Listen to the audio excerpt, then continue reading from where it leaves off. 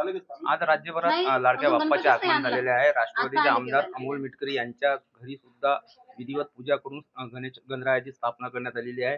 एक विविध देखावी इकडे सादर करण्यात आले आहे। माझ्यासोबत आमदार अमोल मिटकरी आहे, त्यांना विचारूया, दादा नेमकं तुम्ही साखळ काय मागत राज्यभर? आपण जर गणेशोत्सवाची सगळी थीम बघितली असेल तर हे तुम्ही बघा, पिंक ई रिक्षा योजना, वर्षाला 3 गॅस सिलेंडर मोफत म्हणजे अन्नपूर्णा योजना, प्रत्येक दिंडीला 20,000 रुपये वारकरी सन्मान योजना, लेक लाडकी योजना, 44 लाख शेतकऱ्यांना मोफत योजना आणि महाराष्ट्रात सर्वात प्रसिद्ध होत असलेली लाडकी बहीण योजना, या सर्व योजना अशा मजल दरमजल करत जे महिला सक्षमीकरण 10वा अर्थसंकल्प मांडताना आदरणीय अजितदादांनी त्या ठिकाणी वेगवेगळ्या घटकांना न्याय देण्याचा जो प्रयत्न केलाय, याच सर्व रोजगाराच्या योजना, संधी उपलब्ध, ज्या मुलींना मोफत शिक्षणाची संधी असेल, त्या भरोशावरच 2024ला इकडे महाराष्ट्राचे मुख्यमंत्री म्हणून आदरणीय अजितदादा पुढच्या गणेशोत्सवापर्यंत त्या खुर्चीवर बसतील आणि हीच साकडं आम्ही ईश्वराचरणी घातलेलं आहे की या राज्यात एक चांगले दिवस येऊ, शेतकऱ्याला, कष्टकऱ्याला,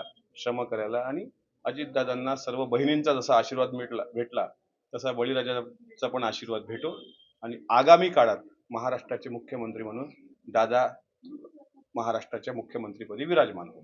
दादा मला सांगा, जे तुम्ही योजना जे मांडलेल्या आहे ते आगामी निवडणुकीच्या तोंडावर मांडू शकतो का? असं प्रत्येक पक्षाला आपला पक्षाचा प्रचार प्रसार करण्याचा अधिकार आहे. जसं बारामतीमध्ये देवेंद्रजी फडणवीस साहेबांच्या कार्यकर्त्यांनी जे बॅनर लावले त्यामध्ये लाडकी बहीण योजना असंच लिहिलं आणि त्यावर 2च फोटो आहेत, शिंदे साहेबांचा आणि देवेंद्रजींचा.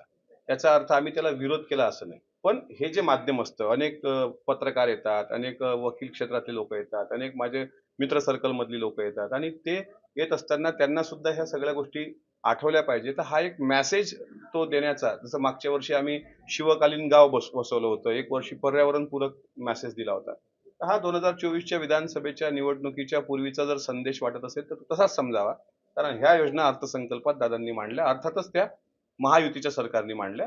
त्यामुळं आम्हाला विश्वास आहे की अजितदादा महाराष्ट्राचे मुख्यमंत्री बनतील. अमोल नांदुरकर, लोकशाही मराठी, अकोला. लोकशाही मराठी, ऐका, पहा, जागरूक रहा.